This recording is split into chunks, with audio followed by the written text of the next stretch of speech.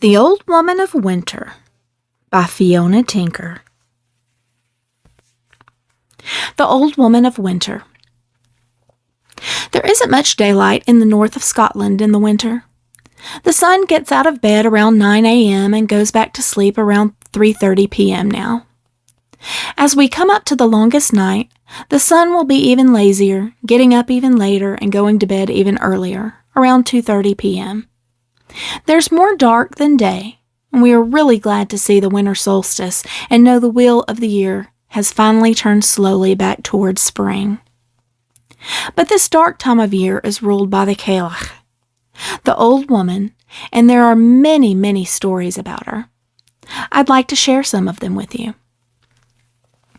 The Cailleach is an ancient goddess of Scotland and Ireland, and there are stories on both sides of the Irish Sea about all the magical and wonderful things that she does. Some of the stories in Scotland say she is so ancient that she is the mother of all the gods here. She is very, very tall and uses the big mountains as stepping stones. She made some of the mountains too, by breaking up the land with her magic hammer and throwing the earth around in heaps. The Cailleach looks frightening in winter. She only has one eye and her skin is blue. However, when winter is coming to an end, she travels to a magical island to drink from a special well.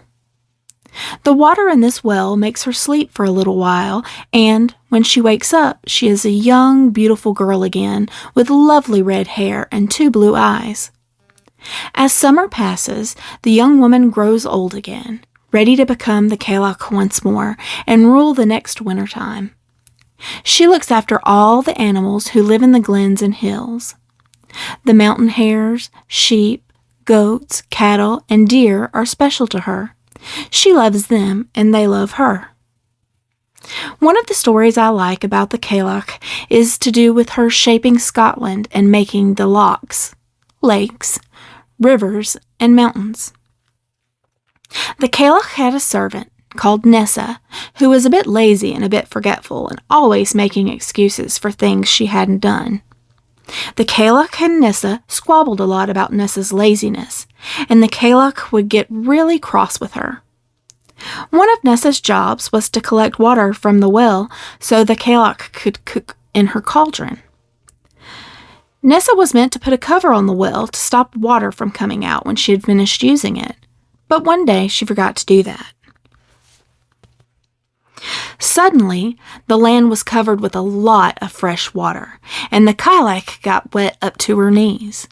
The water from the well had turned into a deep, deep loch. The Cailleach was really fed up with Ness being so slapdash and lazy. She was so angry about all the water ruining her cooking and getting her wet up to her knees that she turned Ness into a river goddess. The Cailleach knew she'd be better at that job than she was a servant. The loch and the river are still here. Lots of tourists go to visit Loch Ness every year. And if you ever visit Inverness, you can walk along the banks of the beautiful river Ness. And you'll know the lovely story about how the loch and the river were made. And maybe you can throw a small silver coin into the river to ask Ness, the river goddess, to grant you a wish. Another lovely story about the Cailleach is what happens to Scotland when she washes her huge shawl. Her shawl is enormous, because a small shawl would look very, very silly on a huge, ginormous old woman. I mean, her shawl is so massive it could easily cover your state.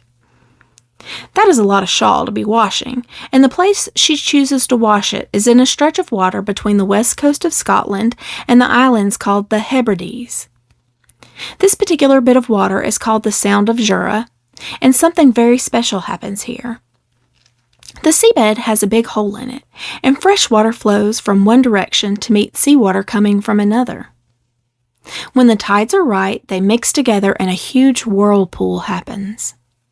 The whirlpool is called Corrie Vecran, and it means the cauldron of the Plaid. A plaid is a bit like a big shawl. Imagine a washing machine spinning round really, really fast. The Corrie Vecran is a bit like that, only a heck of a lot bigger. It can be dangerous at times, but when it's not too fast, you can sail across the whirlpool. It is a wonderful feeling. The power of the whirlpool is fabulous. It's very exciting and a bit scary.